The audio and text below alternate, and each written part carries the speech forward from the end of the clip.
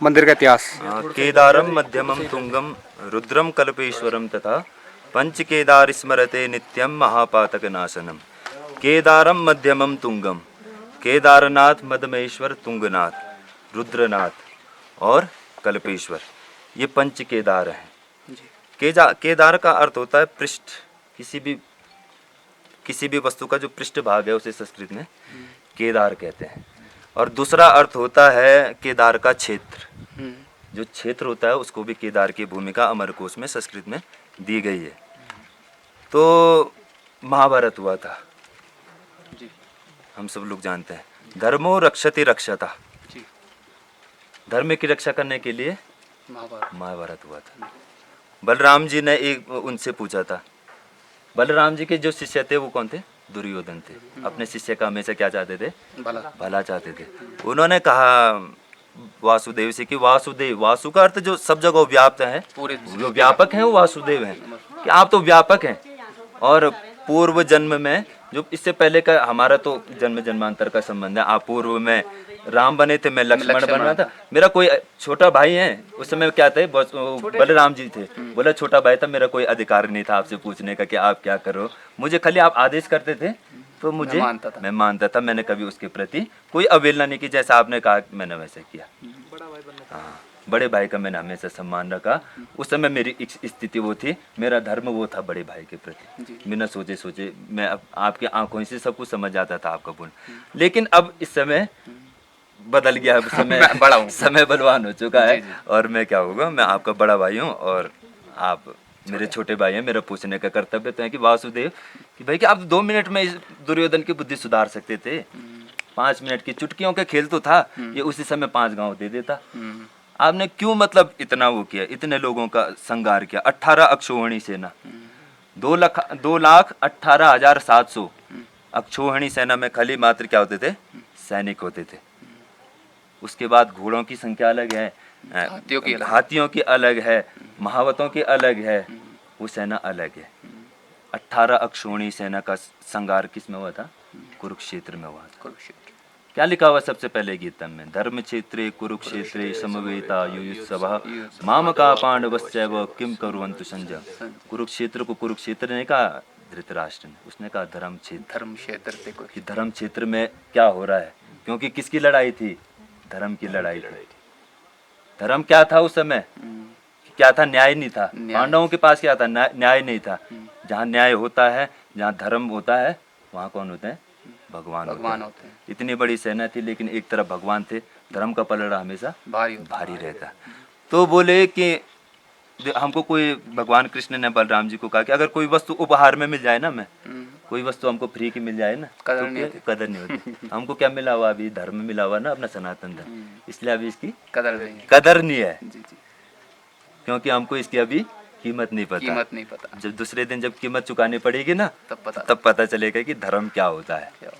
तो बोले कि बलराम जी बड़े दाऊ कि भाई की बात यह है, मैं वाकई में कर सकता, लेकिन मैंने इतना जो संहार किया है ना, ये ना समझे कि उपहार में मिला है। ये सब न्याय उपहार में मिला हुआ है, ईमानदारी उपहार में मिला है, जो सम्मान है धर्म के प्रति, ये ना समझे उपहार मिला है। कर्म किया हुआ, कीमत चुकानी पड़ेगी। ये कीमत बताने के लिए मैंने इतने लोगों का संहार किया हुआ है, ताकि आगे वाली पीढ़ी धर्म की कीमत को समझे कि कीमत क्या होती है धर्म की। तो अर्जुन तो भगवान के सखा भी था, और भगवान ने उसे विराट दर्शन की करवाया था। विराट दर्शन में भगवान कृष्ण ने जो पूर्व में उन्होंने सूर्य को वो ज्ञान दिया था, गीता का ज्ञान। तो पूर्व के ज्ञान को ही परिशोधन करने के लिए, उसको पुनर्जीवित करने के लिए बोला ये तो बंधा हुआ है, हम सबका कर्म बंधन बंधा हुआ है इस दुनिया में ना। हम दो बात भी करें ना, इसमें सब कर्म, वो जो चिल्ला रहा था ना, उसका भी कर्म बंधन था मेरे साथ कुछ ना कुछ। उसका भी पूर्व जन्म का लेन देन था। तो बोले कि धर्मो अब की आप धर्म के साथ हो। कृष्ण ने कहा कि भाई कि वाकई में अर्जुन तुम कुछ भी करो, स्वजनों की भी हत्या करनी पड़ेगी।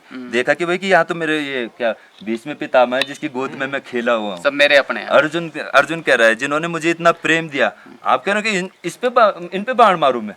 मेरे से नहीं होगा प्रभु, मैं नंगा ही मर जाऊंगा, भूखा ही मर जाऊंगा, पर मैं नहीं चलाऊंगा इस बार। भीख मांग के खा लूंगा। हाँ, द्रोणाचार्य बोलो इस गुरु ने मुझे ये अस्त्र चलाना सिखाया हुआ है, आप बोलो इस पे मतलब कि बाण चलाओ, उसी पे बाण है। मैं नहीं चलाऊंगा, बोले कि मेरे से नहीं होता। तो तब वो क्या कहा था उसमें भगवान ने ना, उसमें उसमें गीता में अर्जुन भगवान कृष्ण खुद अर्जुन को कहते क्या बे तू नामर्दों जैसी बात करता है। नपुंसक जैसी, नपुंसक शब्द। क्लैव्यमास्म गमः पार्थ। अरे अभी तक तो इतनी बड़ी बड़ी क्लैव्य क्लीव कहते हैं उसको नामर्दगी को, क्लैव्यमास्म गमः पार्थ। आप कैवल्य के अभी तक तो इतनी बड़ी बात कर रहा था धर्म की, और जब कर्म करने की बात आई तो तू नामर्दगी वाली बात कर रहा है मेरे सामने, नपुंसकता की बातें करता है मेरे सामने, बहुत बड़ी बड़ी बातें की। तो तब उसके बाद वहां से भगवान ने गीता का अध्याय, गीता का पूरा ज्ञान जो है वो अर्जुन को दिया। एक उसमें अंत में ना नष्टो मोहो स्मृति लब्धा, अंतिम में कहा उसने मेरी नष्ट बुद्धि, मेरे अंदर के सारे जो मोह थे सारे विकार जाते हैं। दो चीज हमेशा मार के मरना और दो चीज हमेशा जी के चलना। तो क्या, आलस और मोह। मोह मारोगे ना, मोह को मार दिया जन्म नहीं होगा। अंते या मति सागति, मोह रहता ना बच्चे में, मोह रहता पेड़ में, पेड़ का मोह रहता है तो पेड़ बनना पड़ेगा। 84 लाख जो है ना सब इसमें, काम क्रोध लोभ मद मोह, जिसने मोह किया ना उसको पेड़ बनना पड़ता है, ऐसे खड़ा रहना पड़ता है उसको याद में। तो बोले दो चीज मोह और आलस छोड़ के मरना, किसी भी काम को करने के लिए आलस नहीं दिखाना, और दो चीज कभी नहीं छोड़नी, हिम्मत और संस्कार।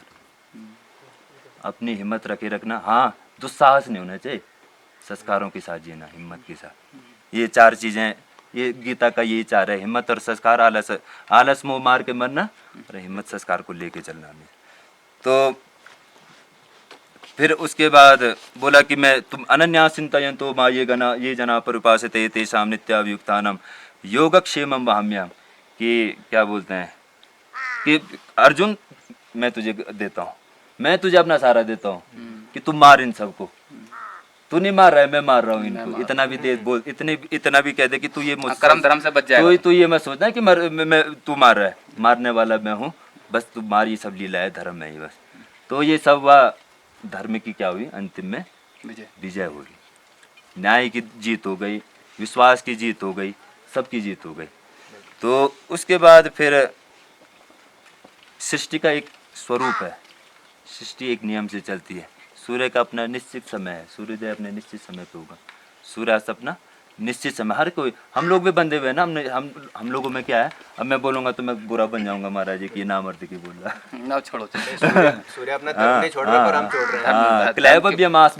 क्लैव्यमास्म गमा प्रार्थ, कि तुम क्लैव्य को, और श्री कृष्ण ने भी अर्जुन को ये कहा था। तो फिर उसके बाद भगवान शिव जो है मोक्ष के दाता है, बिना शिव के किसी को मोक्ष की प्राप्ति नहीं होती है, शिव जो है अंतिम अवस्था होती है, हम कहते हैं ना शिवत्व प्राप्त हो गया।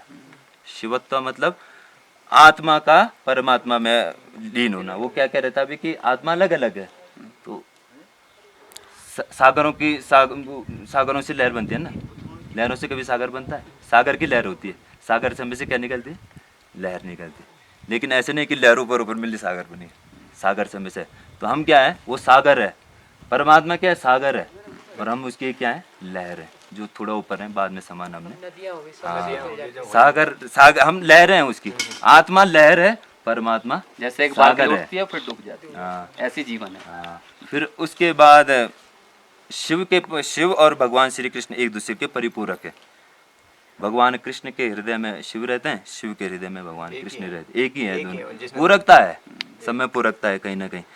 तो कहा कि भाई कि आपको ये धर्म के लिए लड़े हुए हैं, आपको इनको मोक्ष देना ही पड़ेगा, आप अंतिम आप ही के माध्यम से सबको मुक्ति प्राप्त होती है, तो आप कुछ ना कुछ कीजिए लेकिन इनको मुक्ति दीजिए।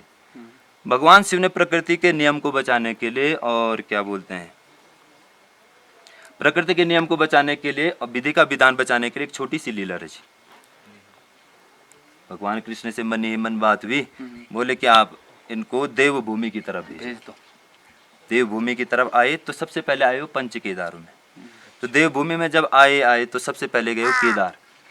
तो यहाँ देखो आप, जहाँ भी जितने भी धाम है वहाँ बड़े बड़े चारागाह है, जहाँ पर भैंसे पशु इत्यादि क्या करते हैं, चरते हैं। यहाँ क्या था, पूरे चारागाह थे, और यहाँ क्या रहता था, वो जो क्या कहते हैं, जो गायों को देखता है, ग्वाला।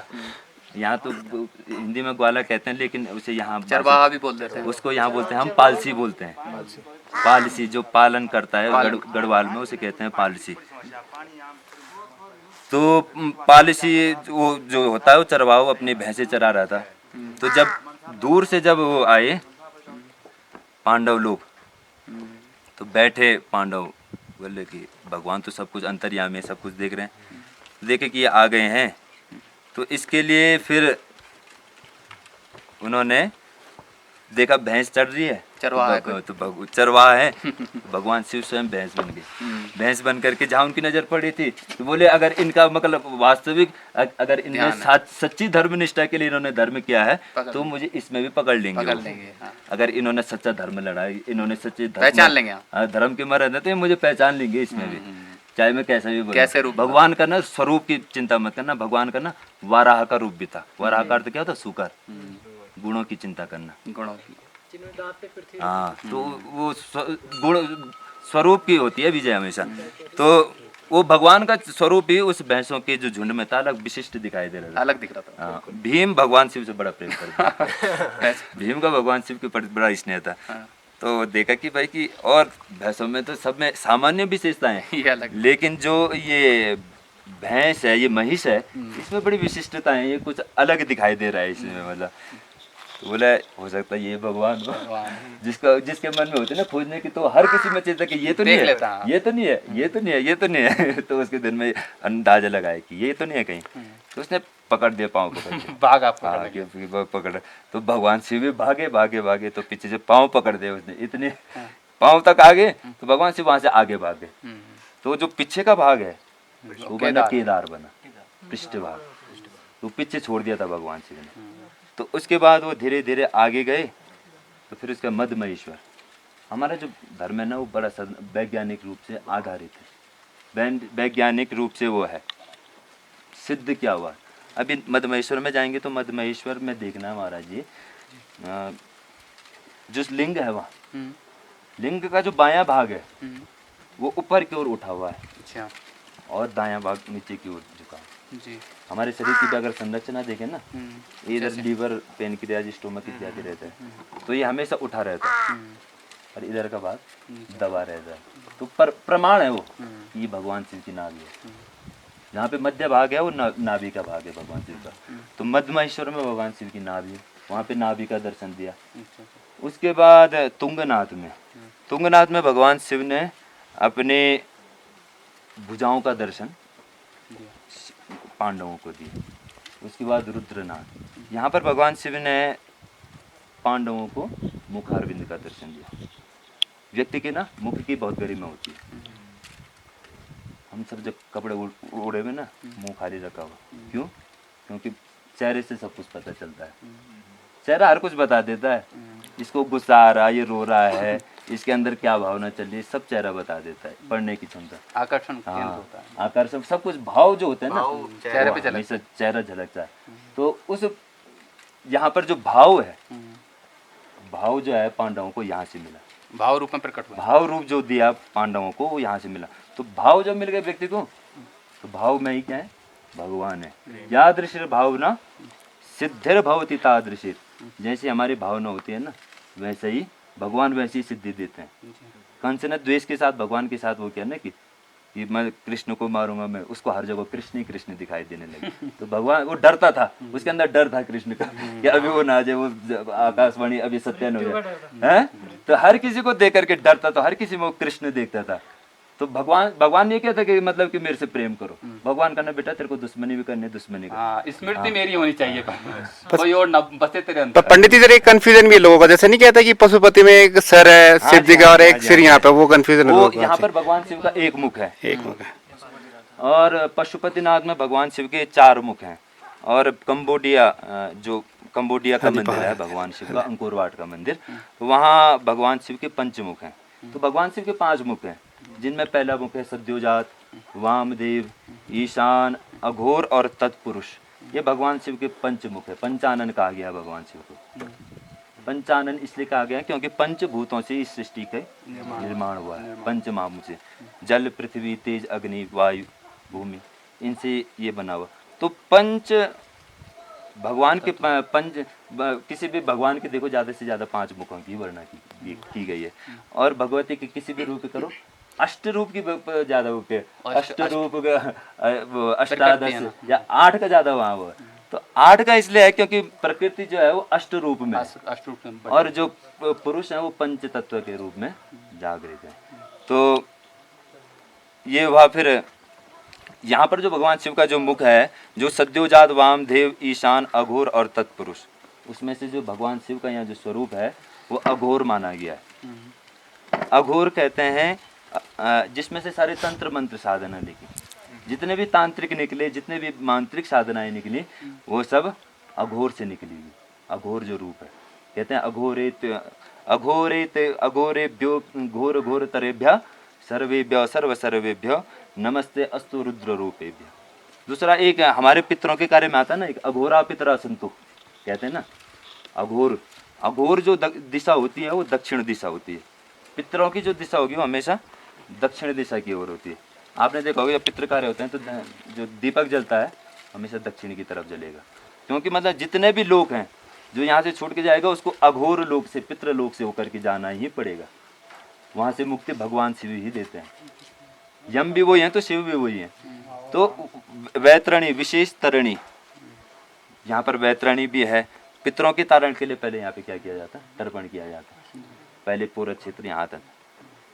तो इस प्रकार दूसरा ये जो क्षेत्र है इसका केदारखंड में जो वर्णन है वो औषधि प्रस्थ के नाम से। औषधि प्रस्थ जैसे इंद्रप्रस्थ है, इंद्रप्रस्थ का अर्थ हुआ राजधानी। ये औषधियों की राजधानी है ये पूरी। केदारखंड में इसको इस नाम से वर्णित किया गया। औषधि प्रस्थ इसलिए कहा गया है यहाँ पे एक से एक जड़ी बूटियाँ होती हैं, इसलिए बहुत संवेदनशील क्षेत्र है। इसलिए मेरा ये निवेदन हिंदू धर्म के नौजवानों से ये रहता है कि भाई अपने धर्म के प्रति मर्द बनो। धर्म का उल्टा होता है मर्द। मर्द बनेंगे तब धर्म को हमारे समझ में आएगा। ये अभी भी, क्योंकि अभी पूरे संसार से छूटा हुआ इलाका है, इसलिए अभी भी जो यहाँ का जो ऑरा कहते हैं, जिसे जो आप हर किसी का ऑरा होता है ना, हाँ अगर हाँ और कितने लोगों को ऊर्जा जो होती है, अपनी ऊर्जा से कितने लोगों को कौन बांध सकता है? वो बनते हैं पंच तन मात्राओं से, शब्द, स्पर्श, रूप, रस, गंध, इन पंच तन मात्राओं से ऑरा बनता है हर किसी का। और जो अपना ऑरा जितना तेज करता है ना, हमारे यहाँ वो नहीं कहा कि तुम कि क्या करो, क्या बोलते हैं कि तलवार लेकर के जरा, उन्होंने कहा अपना ऑरा इतना तेज कर दो कि वो आ ही ना सके। अपना ऐसा कवच बना दो कि अगर तुम पे कहीं से बुरी नजर आ रही है, बुरी शक्ति आ रही है, तो तुम अब, इसलिए तो कह रहा हूँ कि महामृत्युंजय मंत्र याद क्यों नहीं है, क्योंकि वो क्या था, हमारा कवच था। कवच था वो हमारा। हम जैसे जैसे बड़े होंगे ना, तो हमारे बच्चा है ना, बच्चे के पास बच्चे वाला कष्ट आएगा, जवान है ना, जवान पे जवान वाला कष्ट आएगा, बुढ़ा है बुढ़े पे बुढ़ापा वाला कष्ट आएगा। तो एक लिमिट है ना अपनी। हाँ, बच्चे के लिए ना वो क्या बोलते हैं, जो ओम नमः शिवाय मंत्र है, वो 5 साल के बच्चे के लिए वो अपना ऑरा, अपना कवच उसी में बना देता है। इसके बाद धीरे धीरे मंत्रों को भी बढ़ाया गया कि ताकि मतलब हम अपने कवचों को ठीक करें, हम अपना ऑरा को बढ़ाएं। तो वो जो तंत्र मंत्र की साधना है वो यहाँ दी, और औषधि प्रस्थ इसको कहा गया हुआ। और औषधि प्रस्थ इसलिए कहा गया क्योंकि औषधियों की राजधानी, यहाँ बड़ी संवेदनशील क्षेत्र है। अभी भी कई साधु संत आते हैं, कई ऐसे हम तो रहे ना, हमने तो साधना देखी, इसलिए तो बोलते हैं। वही हम जिस नज़र से मैं आपको देख रहा हूँ ना, आप उस नज़र से बदल गई वो नज़र। सृष्टि से दृष्टि होती है, दृष्टि से सृष्टि बनती है। जैसी दृष्टि होगी ना वैसी सृष्टि बनेगी।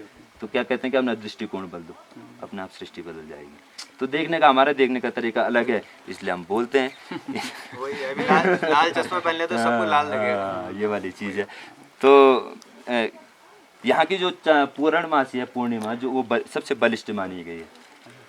जो रक्षाबंधन की जो पूर्णिमा है, हमारे यहाँ पूर्णिमा को बहुत, जो भगवती का जो स्वरूप होता है ना, एक महाराज जी वेद में ना क्या बोलते हैं, कभी अमावस्या नहीं कहा, वेद ने कभी अमावस्या नहीं कहा, वेद ने उसे आमा कला का, उसने कहा कि क्षय होता है लेकिन समाप्त, वेद में कहीं समाप्त तो कोई नहीं, पूर्ण है, सब पूर्ण है। इसलिए वेद को पूर्ण कहा गया है। पूर्ण पर ब्रह्म जो है उसने वो पूरण का किया पूरण ही होता है। हाँ अपूर्ण